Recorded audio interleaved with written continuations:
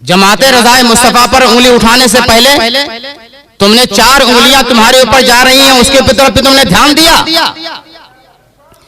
जमात रज़ाए मुस्तफा आज क्या काम कर रही है? आज नौजवानों के चेहरों पर दाढ़ियां सजी हुई हैं, ये तुम्हारे बाप की देन है या जमात रज़ाए मुस्तफा की? ये तुम्हारे बाप ने दाढ़ियां रखवाई, मस्जिदों तक पहुंचवाया, उलमाए रब्बानीन के कदमों में लाके बिठाया, ये किसकी देन है? ये जमात रज़ाए मुस्तफा की देन है। काम करने को कुछ नहीं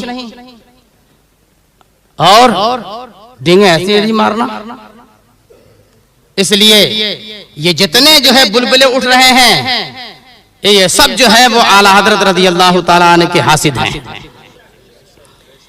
और इसलिए इनका हसद बढ़ता जा रहा है कि आज जितनी हम कोशिशें कर रहे हैं इल्मी मैदान में, फ़िक़ही मैदान में, तफसीरी मैदान में, गालियों के मैदान में जितनी हम कोशिशें कर रहे हैं, आलम यह है कि बिल्कुल ये इस्लाम के पौधे की तरह लहलाता जा रहा है। इसलिए कि ये इस्लाम है, यही इस्लाम है, इसलिए लहलाता जा रहा है। इसलिए मैं उन नौजवानों से मुखातब हूँ जो लोग जमात रज़ाए मुस्तफा से जुड़े हुए हैं, किसी की गाली पर ध्यान मत देना, वरना तुम्हारा इनाम कम हो जाएगा। किसी की गालियों को मत जाना, वरना तुम्हें जो सरफराजी मिलने वाली है वो कम हो जाएगी। गाली देने वाला गाली देता रहे और तुम बर्दाश्त करते रहोगे तो पक्के हनफी कहे जाओगे। इमाम आज़म रज़ी अल्लाह ताला अन्हु को कम गालियां नहीं दी गई हैं, बहुत गालियां दी गई हैं, मगर सब्र और तहम्मुल का पैकर बन के आप रहे हैं।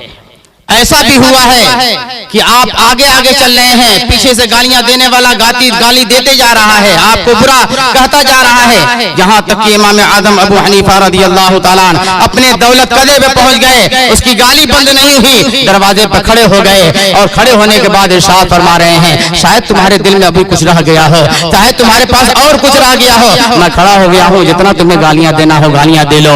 मगर इमाम आज़म अबू हनीफा रज़ी अल्लाह ताला ने पलट करके उसके गाली का कोई जवाब नहीं दिया। अल्लाह तबारक व तआला ने पूरे मुसलमानों का उसे इमाम बना दिया है, जो गालियां सह रहा था, जो गालियां सुन रहा था, जो सब्र कर रहा था।